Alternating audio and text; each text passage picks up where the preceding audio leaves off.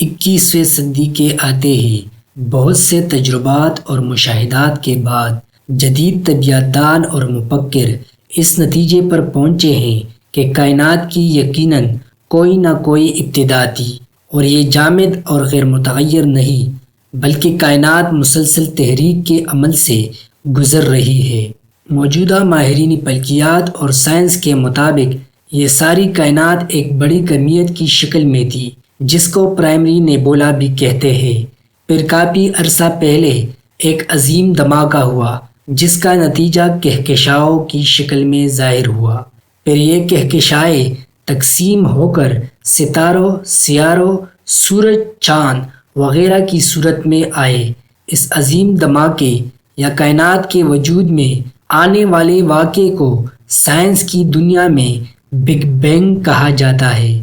پورا سائنسی طبقہ اس بات سے اتفاق کرتا ہے کہ یہ دھماکہ اربوں سال پہلے واحد پوائنٹ یا نقطے سے نکلا تھا۔ یہ حقیقت جو کہ حال ہی میں جدید طبیعت دانوں نے دریافت کی ہے 1400 سال پہلے قرآن مجید نے بیان کیا ہے۔ سورہ انبیاء کے آیات نمبر 30 میں خالق کائنات کا ارشاد پاک ہے جس کا ترجمہ ہے، اور کیا کافر لوگوں نے نہیں دیکھا کہ جملہ آسمانی کائنات اور زمین سب ایک اکائی کی شکل میں جڑے ہوئے تھے، بس ہم نے ان کو پھاڑ کر جدا کر دیا۔ 1925 میں امریکی ماہر طبیعت دان ایڈون ہبل نے ٹیلیسکوپ کے ذریعے اس عمل کا مشاہداتی ثبوت فراہم کیا کہ تمام کہکشائیں ایک دوسرے سے دور ہٹ رہی ہے، جس کا مطلب یہ ہے کہ کائنات پھیل رہی ہے۔ یہ حقیقت قرآن مجید میں اس وقت بیان کر دی گئی جب ٹیلیسکوپ یا اس جیسے دیگر ٹیکنالوجی کے آلات ایجاد ہونے کے قریب بھی نہیں تھے۔ یہ اس بات کا ثبوت ہے کہ قرآن عظیم الشان اس رب کا کلام ہے جو کائنات کا خالق و مالک ہے۔ قرآن پاک میں کائنات کی فطرت اور خاصیت کے حوالے سے خالق کائنات کا ارشاد پاک ہے، اور ہم ہی ہے یعنی خالق کائنات جس نے آسمان کو اپنی دست قدرت سے پیدا کیا اور ہم ہی اسے پھیلا رہے ہیں۔ قرآنی لفظ موسعون یعنی وسعت دینے والا، یہ ایک ایسی کائنات کی طرف اشارہ کرتا ہے جو کہ مسلسل پھیلتی جا رہی ہے۔ یہ کائنات اپنے وجود آنے سے یعنی آج سے اربوں سال پہلے سے ہر سیکنڈ میں مسلسل لاکھوں کلومیٹر میں پھیل رہی ہے۔ By the time you listen this, the universe has grown bigger. یہ کائنات ہر لمحہ پھیل رہی ہے۔